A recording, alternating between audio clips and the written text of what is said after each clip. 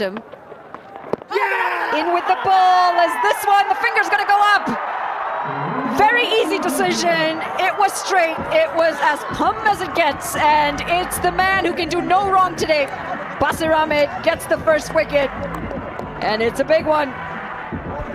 Hassan played the wrong length, should have come forward to that. Got on the crease, right in front. That was missing off, missing leg and hitting middle. No hesitation there for Shinwari as well. Very good call, and what a start here for Basir Ahmed with the ball as well. Hassan has to...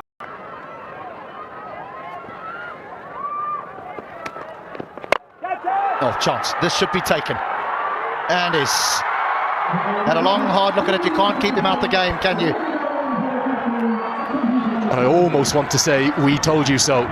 More runs on the board, more freedom for the wrist spinner to express himself. Tosses it up above the eye line. Look at the dip here. Might have drifted a bit as well. As soon as it came out of the hand, I said bold. It's dipped late on him. Karki will have felt that was right there in the slot to hit. It wasn't because of the dip. And Basir Ahmed will have been nervy under that. He's already dropped two, but he makes it third time lucky. And just a mild celebration from Sandeep Lam. All-rounders give you both hearts. Got him! Oh, what a moment for young Subhash Bandari. He's had to wait. 6 games into the campaign, he's finally tossed the ball, and he's got the big one. And it's not the matchup he was brought in for, but he's still been good enough for Ravi Bopara. Well, the celebration told you absolutely everything. This was the wicket that the Kings wanted. Ravi Bopara, the man who would try and control the run chase. He felt the necessity to go big because that required rate is on its way towards 12. The young man has the biggest of all. He has Bopara for 20. Get that ball to turn as well. 2 very crucial overs of Lamichhane left. He's castled them. What a delivery. That's the class of Lamichhane in the middle. Slow through the air, got some turn on it, invited the batter forward, and he sends Hamid backing back to the dugout. Half the side is in the dugout now for the Rhinos. They're in deep trouble. They are indeed. Real trouble. They're in real trouble here. Amazing delivery from Lamichhane.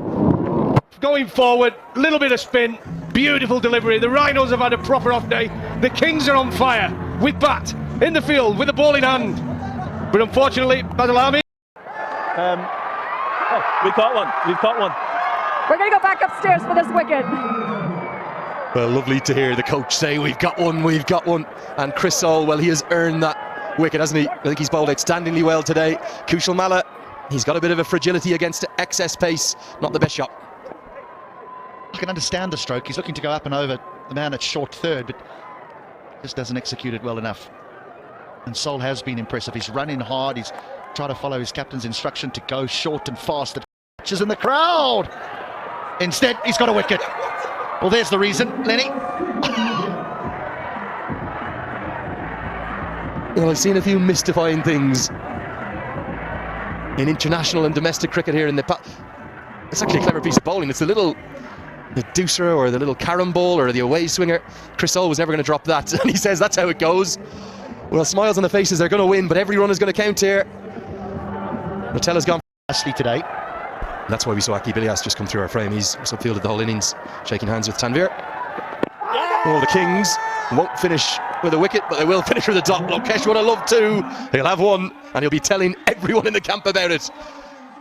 The Kings have their second victory. It's a big victory by 51 runs. I just wonder, could they have done it by 70 or 80 and how big a difference that may have made. But coming into today, if Sandeep Lamichhane and Kevin O'Brien were offered a 51-run win, they would have snapped your hand off for it. They stay alive, but only just. Seems to be the story of their tournament. We feel they're gone, and then they produce a victory. Then we feel they're gone again, and suddenly then you have one which goes down to the wire, and they lose a tied match in a super over. They win here convincingly, so we may not have seen the last of Sandeep Lamichhane. They still have one match remaining, the Kings, and if they do win it and win it just yet.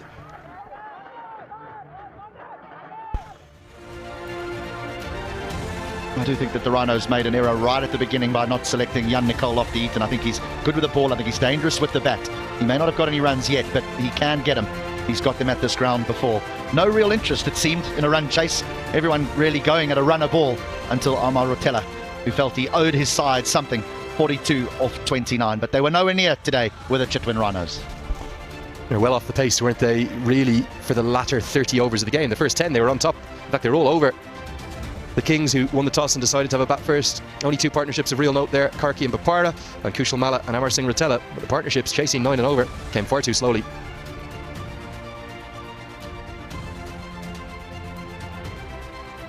Plenty of bowlers used. The biggest surprise of them, Lokesh Bam. I can absolutely assure you, in all my time being here in Nepal, HD, I've never seen him bowl. I don't think even in the nets. He's always a keeper or a batter or a good outfielder, but he's got a wicket next to his name in the MPL. You can't take it away from him. Bashir Ahmed, well, I think there's only one man in contention for the player of the match. He'll surely be crowned that, you'd imagine. But credit again to Chris Soule, whose tournament, after a bit of a shaky start, has got better and better and better. And nice to see Sandeep Lamachani back in the wickets.